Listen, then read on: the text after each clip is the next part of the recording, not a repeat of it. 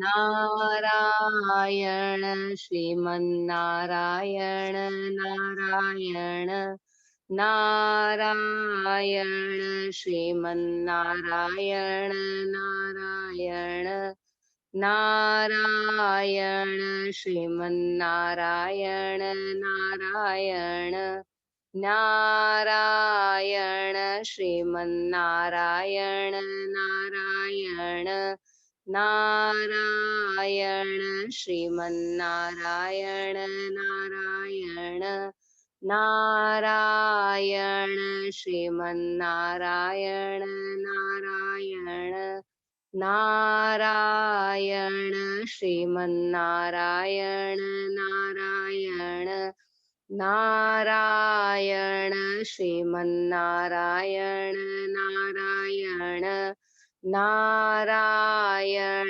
श्रीमन्नारायण नारायण नारायण श्रीमन्नारायण नारायण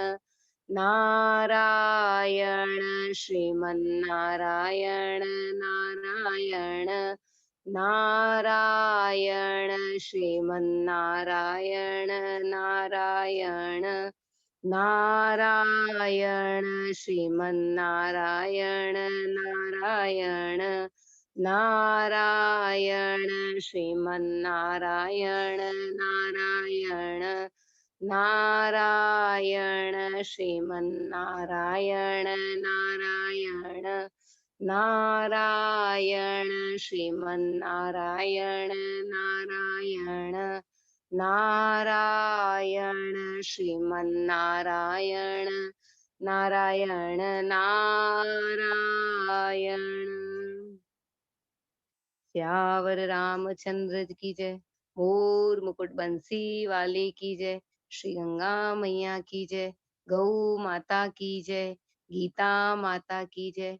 अनंत कोटि सब संत महात्माओं की जय। आज की प्रेम कृपा आनंद की जय। नारायण नारायण नारायण नारायण।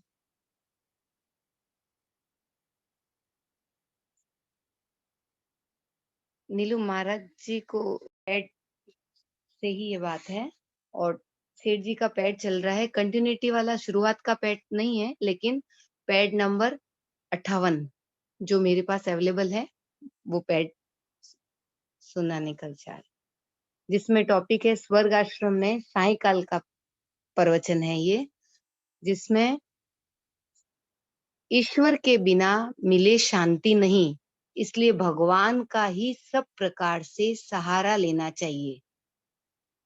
ये टॉपिक आज की इस पैड में मुख्य रूप से ऊपर लिखा गया है, जिसमें श्री हरि कृष्ण दास जी ने सेठ जी से पूछा। सेठ जी के जो मित्र थे श्री हरि कृष्ण दास जी, जिन्होंने सेठ जी से कहा भगवान में स्वाभाविक प्रेम हो जाए ऐसी बात सुनाइए। नारायण नारायण महाराज जी। नारायण नारायण। हाँ बोले महाराज जी। हाँ आप चालू करो चालू करो चालू करो। आप बोले ना महाराज जी। नहीं आप बोलिए, मैं जहाँ बीच में बता दूंगी। अच्छा ठीक है। श्री हरि कृष्ण दास जी ने बोला सेठ जी से कि भगवान में स्वाभाविक प्रेम हो जाए ऐसी बात सुनाइए। सेठ जी बोले बच्चे का माता पिता में प्रेम है वह स्वाभाविक है, कोई गुण प्रभाव लेकर नहीं। साधु महात्माओं में प्रेम होता है वह उनके गुण प्रभाव लक्षणों को लेकर होता है। बच्चे का माता पिता में और माता पिता का बच्चे में स्वाभाविक प्रेम रहता है। पुत्र चाहे कुपात्र हो जाए, कुपुत्र हो जावे, माता पिता कुमाता पिता नहीं होते। बच्चा माँ बाप को त्याग देता है, किंतु माँ बाप से बच्चे का त्याग नहीं होता। ईश्वर है, वे त्याग कर ही कैसे सकते हैं। बच्चा ईश्वर को त्याग देता है, इसलिए इसकी दुर्दशा होती है। अपने असली पिता को छोड़कर जगह जगह पिता बनाता फिरता है। जहाँ जन्म लिया वहीं पिता बनाया। संसार में चक्कर लगाना पड़ता है, जन्मता है और मरता है। पिता ने इसका त्याग नहीं, यही पिता को त्यागता है। पिता के स्वभाव की तरफ देखें तो स्वाभाविक प्रेम होना चाहिए। पुत्र पिता का अंश होता है, तो अंश का अंशी में प्रेम होना ही चाहिए। नहीं होता है तो अज्ञान है। इसलिए जीव का स्वाभाविक परमात्मा में प्रेम होना चाहिए, क्योंकि वह परमात्मा का अंश है। ममे वांशो जीव लोके, बिना ईश्वर के बिना मिले शांति नहीं। उसके गुण प्रभाव की तरफ देखें तब तो एक क्षण के लिए भी नहीं छोड़ सके है। छोड़ रहा है तो अज्ञता से छोड़ रहा है।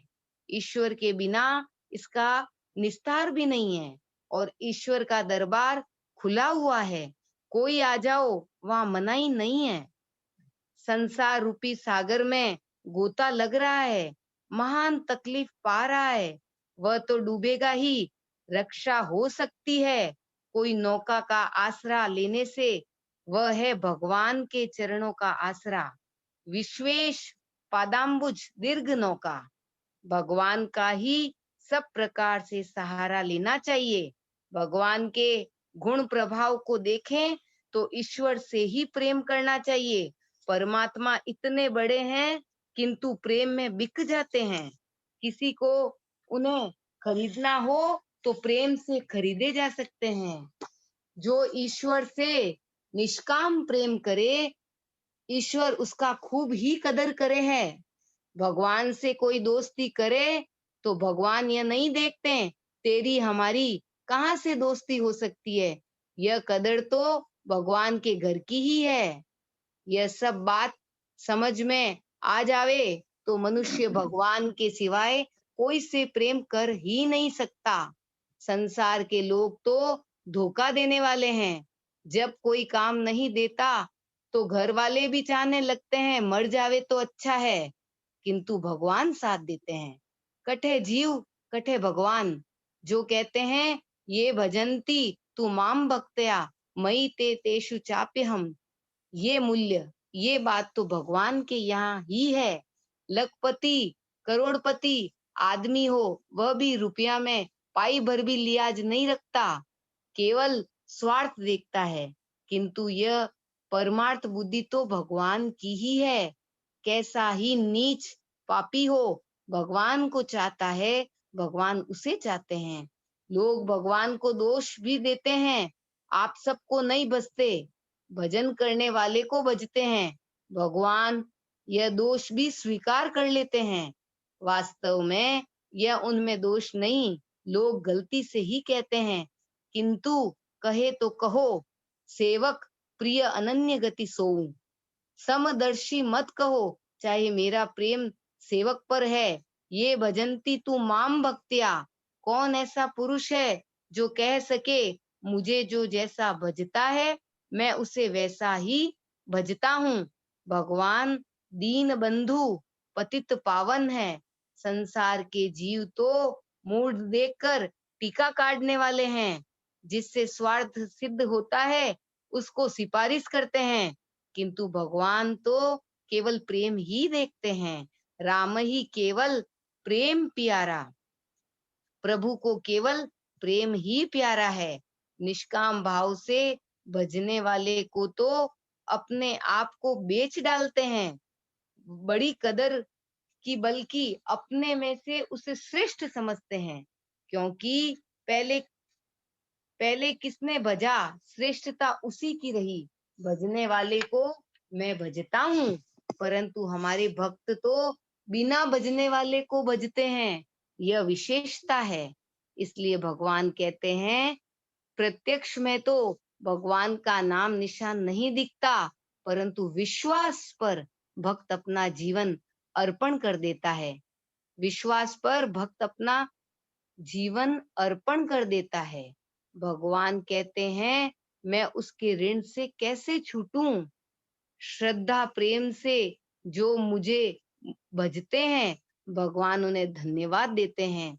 धन्य उसके विश्वास को, कहीं भगवान का पता नहीं तब भी वे भजते हैं। जो कोई प्रेम से भगवान को भजते हैं, उसके प्रेम में भगवान बिक जाते हैं। प्रेम ही भगवान का मूल्य है, इसलिए प्रेम करना चाहिए। महाराज जी एक बात आई इसमें हाँ कि प्रत्यक्ष में तो भगवान का नाम निशान नहीं दिखता, परंतु विश्वास पर भक्त अपना जीवन अर्पण कर देता है। हाँ।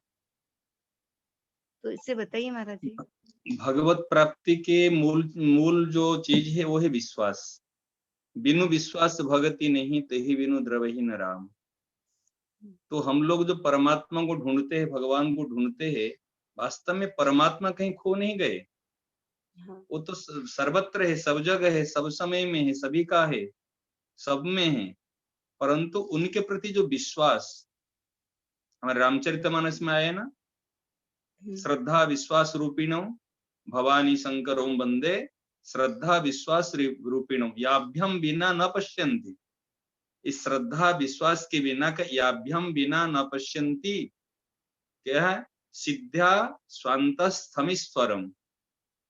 सिद्ध होते हुए भी जहां जिनके पास में श्रद्धा और विश्वास नहीं है, उनके अंतकरण में स्थित परमात्मा भगवान उनको दिखते नहीं है। रामचरितमानस में हम वंदना में पढ़ते हैं। तो हाँ। श्रद्धा और विश्वास ये मूल चीज है। इसलिए विश्वास क्या है? जिनको हम कहते हैं हम तो भगवान को देखे नहीं, विश्वास कैसे करें? जिनको देखते हैं उनके ऊपर विश्वास नहीं होता है। जिनकी बात हम सुनते हैं, श्रवण करते हैं, भगवान को हम दर्शन नहीं करते, अनुभवगम्य है, भगवान अनुभव में आते हैं। फिर जब भाव भक्ति होती है तो फिर दर्शन में होते हैं। इसलिए मूल चीज है विश्वास। हम सबके पर विश्वास करते हैं, परंतु विश्वास करने लायक केवल भगवान ही है। हम्म। क्यों भगवान विश्वास करने लायक ही है? क्योंकि विश्वास तो उनकी पर किया जाए ना जो अपरिवर्तनशील है, हाँ। जो अविनाशी है, जो सहज सुख राशि है, जो सदैव रहने वाले, उनके पर विश्वास करेंगे। नहीं तो नदी में जैसे नदी में एक प्रवाह बहती जा रही है, और उसमें कोई चीज बह के जा रही, अभी तो यहाँ पर देखे और थोड़ी समय में और कुछ दूर में देखेंगे, और कुछ समय में और कहीं चली जाए, और कहीं समय कहीं लटक गया हो, कहीं जैसे कोई अटक गया हो। तो इस प्रकार कहने के तात्पर्य संसार के ऊपर जो हम विश्वास करते हैं ना, ये सबसे बड़ी भूल होती है हमारी। क्यों? संसार विश्वास के लायक ही नहीं, ये तो परिवर्तनशील है, परिवर्तनशील पर हम कैसे विश्वास करें? परंतु सबसे बड़ी विडंबना है जो अपरिवर्तनशील है, जो हमारे है, जो हमारे में है, जो हमको चाहते हैं, हमको प्रेम करते हैं, हमारे अवगुण को देखते नहीं है, उनकी पर तो हम किंतु परंतु अगर मगर लेकिन लगाते हैं, और जो संसार है परिवर्तनशील है उनके पर विश्वास कर लेते। इस भूल को दूर करना है हमको। सेवा के लायक है संसार, हम्म। शरीर और संसार ये सेवा के योग्य है, और भगवान हमारे ये विश्वास के योग्य है। ठीक है इसमें ना? नीचे महाराज ये भी है, प्रेम ही भगवान का मूल्य है। हाँ बिल्कुल। क्योंकि भगवान मिलते हैं तो प्रेम से मिलते हैं। रामो ही केवल प्रेम पियारा। हम्म। और मूल्य भगवान को जैसे हम खरीद करेंगे, कोई वस्तु को हम खरीद करते हैं, लेते हैं, बिना मूल्य के नहीं मिलते कोई वस्तु। तो भगवान को माने उपलब्धि करने में, भगवान को प्राप्त करने को उनका मूल्य क्या है? उनका मूल्य है प्रेम। भगवान प्रेम की भूखे है, और प्रत्येक जीव जगत, प्राणी जगत, सभी भी प्रेम की भूखे है। क्योंकि भगवान का अंश है हम, मनुष्य नहीं है, सब कोई भगवान का अंश है। ईश्वर अंश जीव अविनाशी। जब भगवान का अंश है तो भगवान के अंश होने के नाते हम भी प्रेम के भूखे हैं, भगवान भी प्रेम के भूखे हैं। तो भगवान कैसे मिलेंगे? भगवान मिलेंगे प्रेम से। भगवान का प्रेम ही भगवान का मूल्य है। इसलिए प्रेम, प्रेम क्या है? हम कहते प्रेम, हम प्रेम करते, और जिनके प्रति हमारा प्रेम भाव होता है, स्वाभाविक त्याग होता है, उनको हम देना चाहेंगे, उनको सुख पहुंचाना चाहेंगे। ये है प्रेम। प्रेमियों जो प्रेमी का काम है प्रेमास्पद को सुख पहुंचाना। सेवक का काम है सेव्य को सुख पहुंचाना। इसलिए ये है प्रेमियों का काम, जो कि प्रेमास्पद को सुख पहुंचा। इसलिए सेठ जी यहाँ बताए प्रेम ही भगवान का मूल्य है। हम प्रेम देकर भगवान को प्राप्त कर सकते, हमारे ज्ञान के द्वारा प्राप्त नहीं कर सकते। ना हम वेदेर न तपसा न दानी न चेज्या, भगवान ने इसमें गीता जी में बताए, कहे दान के द्वारा नहीं, यज्ञ के द्वारा नहीं, तपस्या के द्वारा नहीं, इसके द्वारा भगवान प्राप्ति नहीं होंगे। भगवान प्राप्ति होंगे केवल प्रेम के द्वारा, और प्रेम स्वयं के द्वारा होगा। प्रेम मीन्स जिनको हम चाहते हैं, हम प्रेमास्पद को यदि चाहते, यही प्रेम है। और चाहते क्यों है? वो हमारे काम आए इसलिए नहीं है, हम उनके काम आएंगे, हम उनकी सेवा करेंगे, हम उनको सुख पहुंचाएंगे, सुख देंगे, तत्सुख सुखित्वम, उनकी सुख में सुखी रहना है, ये प्रेम की परिभाषा है। इसलिए बिनु सत्संग भगति न होई, बिनु सत्संग विवेक न होई, यदि सत्संग के बिना विवेक उत्पन्न नहीं होता। और इधर कह रहे बिनु विश्वास भगति न होई। बात समझ में आ रही है ना? दो बात, बिनु सत्संग विवेक न होई, बिनु सत्संग के बिना विवेक उत्पन्न नहीं होता, और बिनु विश्वास भगति न होई। इसलिए सत्संग का फल है विवेक। और जहां पर विवेक उदय होता है, विवेक होने के बाद में कौन अविनाशी और कौन विनाशी है, तो अविनाशी के ऊपर विश्वास होता है। दोनों चौपाई को मिलाओ, जो अविनाशी है उनके ऊपर विश्वास होता है, विश्वास होने से फिर भक्ति होती है।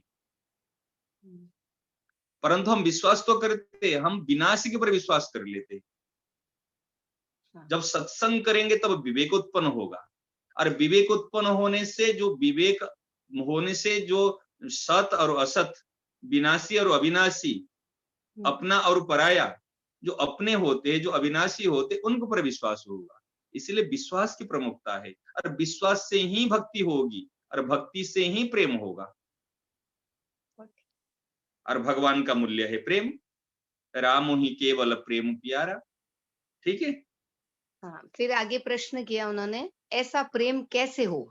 हाँ, ऐसा प्रेम कैसे हो? तो सेठ जी ने उत्तर दिया, यही उपाय है, रात दिन यही करें, ऐसा प्रेम कैसे हो? हाँ, रात दिन यही करें कि ऐसा प्रेम कैसे हो? अभी तुम रोते हो, ऐसे ही रोएं, यही प्रेम का उपाय है। तो चाहना हुई ना। हाँ, तो इसका कहने का तात्पर्य क्या हुआ? ऐसे प्रेम कैसे हो, कैसे हो मीन्स मेरा तो कुछ बल नहीं चलता, कोई उपाय मेरे पास में नहीं है, कोई शक्ति नहीं है, लेकिन मैं चाहता हूं। भगवान, जो चाहना में तो कमी नहीं हो सकती है ना, मेरे बल में कमी हो सकती है, उपाय में कमी हो सकती है, सामर्थ्य में कमी हो सकती है, बराबर हो नहीं सकते, परंतु चाहना में कैसे कमी हो सकती है? बड़े से बड़े जो जिनकी चाहना ज्यादा है, अर्थात तो जो जितनी मात्रा में भगवान को चाहता है, वो इतनी अंश में भगवान का भक्त है। बात भीतर में ध्यान जा रहे हैं ना? जो, हाँ, भीतर में जो चाहना है भगवान के प्रति। हाँ, हम्म। तो जो जितने अंश में चाहता है, कोई 1%, कोई 2%, कोई 10%, जैसे कोई विद्यार्थी जितने वो माने परीक्षा में जितने माने प्रश्न का उत्तर देता है, और जितना सटीक उत्तर देता है, उसके अनुसार उनका मार्किंग होता है। तो इस प्रकार यहाँ पर भक्त का पहचान क्या है? भगवान का जो प्रेमी भक्त है, भगवान के जो निष्काम भक्त है, अनन्य भक्त है, उनका पहचान क्या है? जो अनन्य, ना अन्य, जो और किसी को भी नहीं चाहता है, भले वो अंगूठा छाप वाला हो, भले वो मूर्ख हो, भले वो कैसे भी हो, पापी भी हो, अपने सुदुराचार हो, पापी भी हो, परंतु यदि उन्होंने भगवान को चाहने लग गया, और भगवान को चाहेगा कैसे? जब उनको उनका विवेक उत्पन्न हो जाएगा, उनका विश्वास उत्पन्न हो जाएगा। चाहे विवेक उत्पन्न होगा तो विश्वास उत्पन्न होगा, चाहे तो विश्वास उत्पन्न हो जाएगा। संतों की वाणी को सुना उन्होंने, सुनकर उन्होंने विश्वास कर लिया, उन्होंने बुद्धि नहीं लगाया, विश्वास कर लिया, तो विश्वास उत्पन्न होने से ऑटोमेटिक उनकी भक्ति हो जाएगी, चाहना उत्पन्न हो जाएगी। तो मूल में भगवान चाह से मिलते हैं। स्वामी जी महाराज कई बार बताए सत्संग में कि संसार को अगर प्राप्त करना चाहेंगे, संसार तो प्राप्त होगा नहीं, परंतु यदि प्राप्त करना चाहेंगे, इसलिए भाग्य भी चाहिए, भाग्य प्लस पुरुषार्थ प्लस इच्छा। पुरुषार्थ हो परंतु भाग्य साथ नहीं दे तो मिले सुख नहीं मिलेगा संसार का, और उस पुरुषार्थ भी हो, भाग्य भी हो, अगर इच्छा नहीं हो, ये संत महात्मा है, उनको भाग्य भी है, पुरुषार्थ भी है, परंतु इनको धन प्राप्ति की, सुख प्राप्ति की, सांसारिक सुख प्राप्ति की इच्छा नहीं है, इसलिए उनको भी वो जरूरत महसूस नहीं करते। परंतु भगवत प्राप्ति के लिए केवल इच्छा की आवश्यकता है, और सांसारिक की इच्छा ही ये भगवत प्राप्ति की इच्छा को दबा देती है। साधन करने का नाम क्या है? ये असाधन को दूर करना है, अर्थात दूसरी इच्छाओं को निराकरण करना, दूसरी इच्छाओं को हमारे इससे हटाना जीवन से, यही साधना है। और भगवत इच्छा को बढ़ाना, यही साध भजन है। दूसरी इच्छाओं को हटाना यही साधन है, और भगवत प्राप्ति की इच्छा को, लालसा को बढ़ाना, यही भजन है। ठीक है, आगे पढ़ो। बिल्कुल। आगे प्रश्न है वापस कि मैं बड़ा पापी हूँ। तो उत्तर में सेठ जी ने बोला, इस बात को भगवान नहीं देखते, जन अवगुण प्रभु प्रभु देखन काहू। भगवान अपने दासों के दोष की तरफ देखते ही नहीं। भगवान से प्रेम होने में कोई कठिन बात नहीं। जब मनुष्य से ही प्रेम हो जाता है, आप हमसे प्रेम करते हैं, हम आपसे प्रेम करते हैं। मनुष्य प्रेम की कदर नहीं जानता, उससे ही प्रेम हो जाता है। फिर भगवान तो बड़े दयालु हैं, वे तो प्रेम का तत्व जानते हैं। उनसे प्रेम करना क्या कठिन है? जो निष्ठुर हो, उससे प्रेम करना कठिन है। भगवान मिल जाए तब तो उनसे प्रेम होवे ही। जब तक नहीं मिलते तभी तक प्रेम करने के लिए कहा जाता है। भगवान का ध्यान लग जाए तो मन आकर्षित हो जाए। जैसे गंगा के स्नान करने से चरणों से मस्तक तक ठंडा हो जाता है, ऐसे ही यहाँ का वातावरण मनुष्य के हृदय को बदल देता है। विषयों का प्रेम यहाँ बाधा नहीं देता। गंगा जी के वहां की बात आई है कि यहाँ का वातावरण मनुष्य के हृदय को बदल देता है। विषयों का प्रेम यहाँ बाधा नहीं देता, घर पर ही बाधा देता है। जहाँ भगवान की दया होती है, विषय वासना दूर ही रहती है। गंगा को लांग कर विषय वासना आवे ही कैसे? गंगा में नहाने से विषय वासना ही पवित्र हो जाए, रहे ही नहीं। संसार का रहस्य समझ ले तो इसकी पोल खुल जाए, वैराग्य हो जाए। बार बार वैराग्य की बातें सुनने से वैराग्यवान पुरुषों का संग करें। रात दिन वैराग्य का ही दृश्य रहे तो वैराग्य हो जावे। चाहे जन्म सिद्ध ही राग रहा हो, चाहे जन्म सिद्ध ही राग रहा हो, पर वैराग्य के दृश्य में रहे तो वैराग्य हो जावे। संसार सर्वथा त्याज्य है, मिथ्या है, इसी में हमारी आसक्ति हो गई है। संसार का दुख है, उसमें सुख बुद्धि हो गई। हमें जो दुख हो रहा है, क्यों हो रहा है? कि जिस पदार्थों में हमने सुख बुद्धि की है, वह वास्तव में सुख नहीं, उस बुद्धि का यह प्रताप है।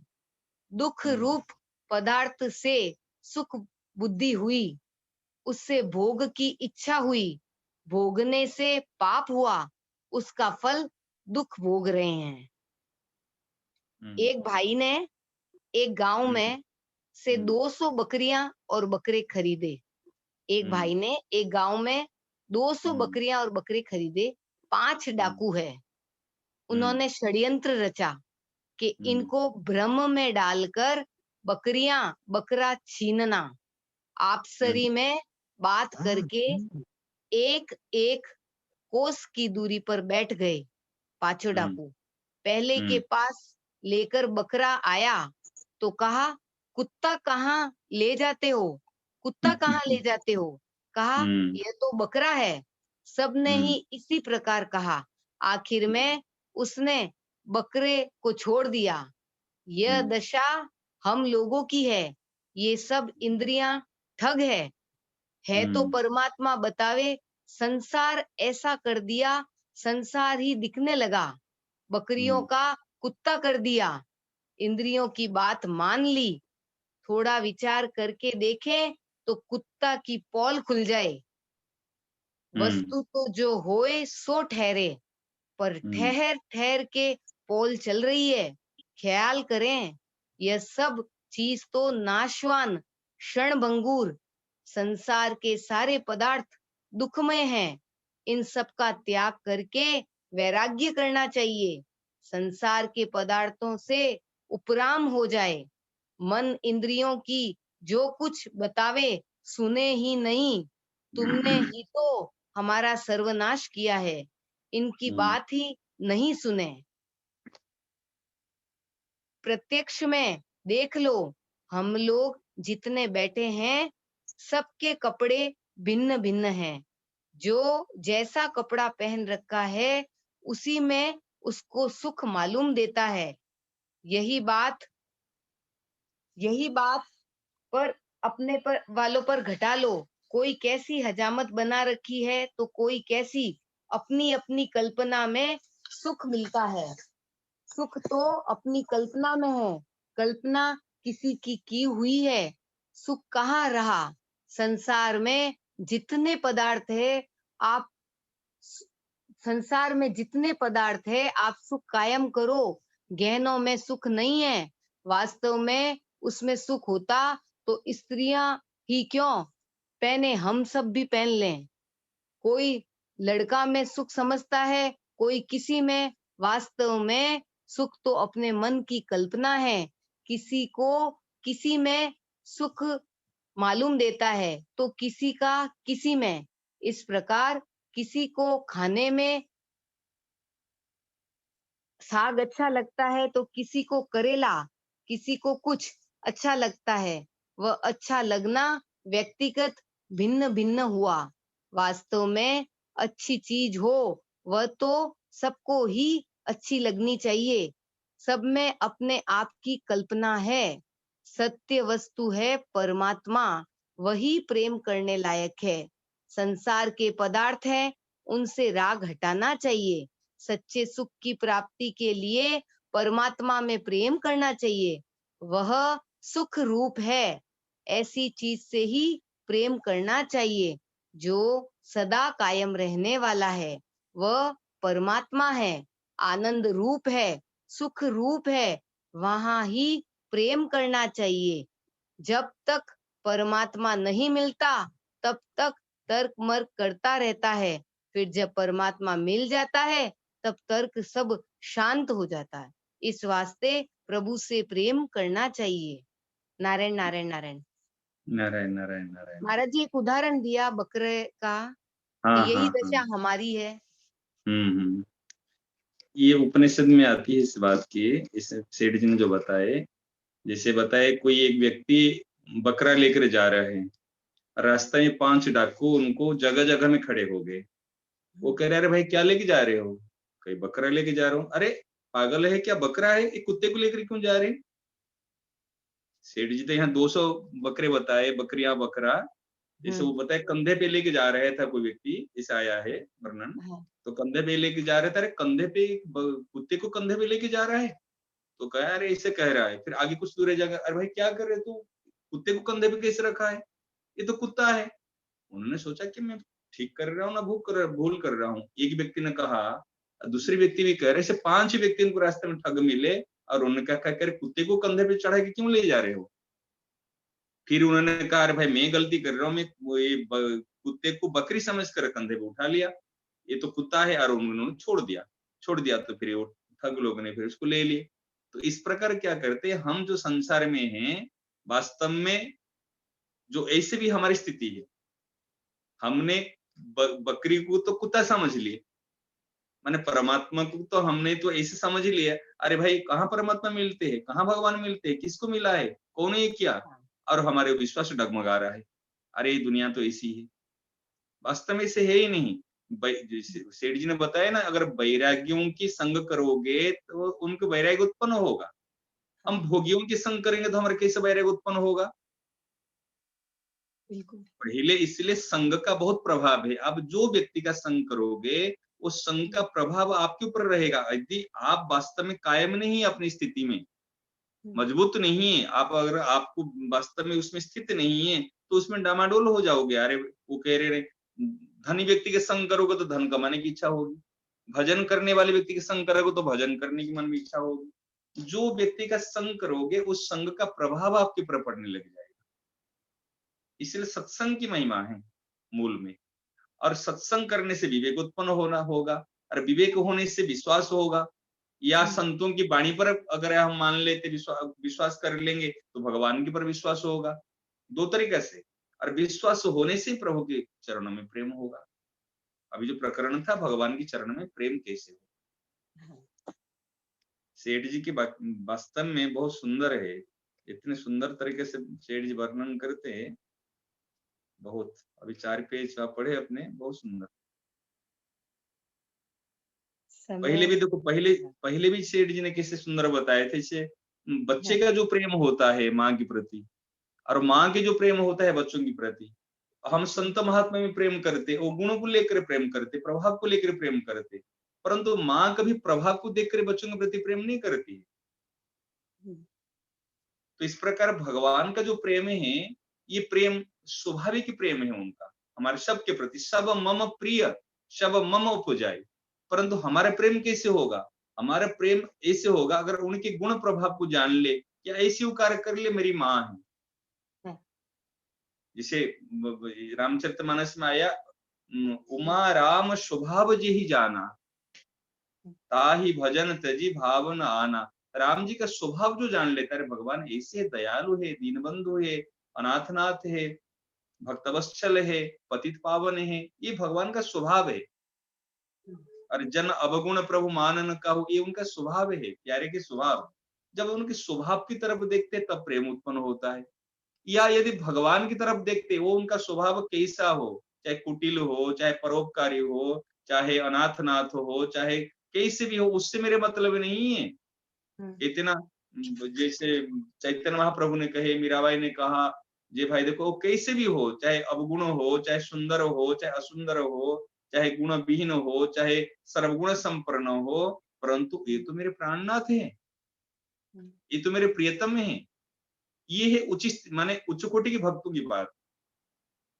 और जो साधारण कोटि के होते हैं, थोड़ा से निम्न कोटि के, वो प्रभाव को देखकर प्रेम करते हैं। जैसे हम लोग हैं, भगवान की विशेषता को देखकर हमारा मन चलता है, प्रेम होता है। जो मीराबाई जैसे, गोपियों जैसे, वो भगवान के प्रभाव नहीं देखते, स्वभाव कुछ नहीं देखते। वो कैसे, उनका स्वभाव कैसा हो, उनका प्रभाव कैसा हो, ना स्वभाव को देखते हैं ना प्रभाव को देखते हैं, वो तो उनको देखते हैं, तब प्रेम होता है। तो जो जिस स्थिति में है, उसी स्थिति के अनुसार उनका प्रेम ठाकुर जी से करना है। ये बात सेठ जी ने बताया। ठीक है, वो ठीक। महाराज जी एक पद, फिर उसके बाद में। हाँ करिए। नाथ में थारो जी थारो, नाथ में थारो जी थारो, चोखो बुरो कुटिल और कामी, जो कुछ हूँ सो थारो, नाथ में थारो जी थारो, बिगड़ियो हूँ तो थारो बिगड़ियो, थे ही मने सुधारो, बिगड़ियो हूँ तो थारो बिगड़ियो, थे ही मने सुधारो, सुधरियो तो प्रभु सुधरियो थारो, थासु कदे न न्यारो, नाथ में थारो जी थारो, नाथ में थारो जी थारो, बुरो बुरो मैं बहुत बुरो हूँ, आखिर टाबर थारो, बुरो बुरो मैं बहुत बुरो हूँ, आखिर टाबर थारो, बुरो कहा कर मेरे जासू, नाम बिगड़ सी थारो, नाथ मैं थारो जी थारो, नाथ मैं थारो जी थारो, थारो हूँ थारो ही बाजू, रहस्यूं थारो थारो, थारो हूँ थारो ही बाजू, रहस्यूं थारो थारो, आंगलियानु परे न होवे, या तो आप बिचारो, नाथ मैं थारो जी थारो, नाथ मैं थारो जी थारो, मेरी बात जाए तो जाओ, सोच नहीं कछु मारो, मेरी बात जाए तो जाओ, सोच नहीं कछु मारो, मारे सोच बड़ो यो लाग्यो, बिरद लाज सी थारो, नाथ मैं थारो जी थारो, नाथ मैं थारो जी थारो, जचे जिस तरह करो नाथ अब, मारो चाहे त्यारो, जचे जिस तरह करो नाथ अब, मारो चाहे त्यारो, जांग उगाड़िया लाज मरोला, ऊंडी बात विचारो, नाथ मैं थारो जी थारो, नाथ मैं थारो जी थारो, चोको बुरो कुटिल और कामी, जो कुछ हूँ सो थारो, नाथ मैं थारो जी थारो, नाथ मैं थारो जी थारो। कीर्तन करें महाराज जी लास्ट। हाँ। श्रीमन्नारायण नारायण नारायण, श्रीमन नारायण नारायण नारायण, श्रीमन्नारायण नारायण नारायण, श्रीमन्नारायण नारायण नारायण, श्रीमन्नारायण नारायण नारायण। सियावर रामचंद्र जी की जय, और मुकुट बंसी वाले की जय, श्री गंगा मैया की जय, गौ माता की जय, गीता माता की जय, अनंत कोटि सब संत महात्माओं की जय, वृंदावन धाम की जय। सोमवार और मंगलवार ठीक 9:30 बजे से ये पैड का कार्यक्रम रहता है, सभी इसमें जरूर शामिल हुए और औरों को भी सूचना करें। सेठ जी के द्वारा जो भी प्रवचन हुए उनके हस्तलिखित पैड हैं और बहुत ही गूढ़मय बातें इसमें हम सबको संत महापुरुषों की कृपा से मिल रही है, तो जरूर जरूर इसका लाभ सभी लें और औरों को भी प्रेरणा करें। नारायण नारायण नारायण। सोमवार और मंगलवार रात्रि 9:30 से 10 बजे के लगभग पास। नारायण नारायण। नारायण नारायण।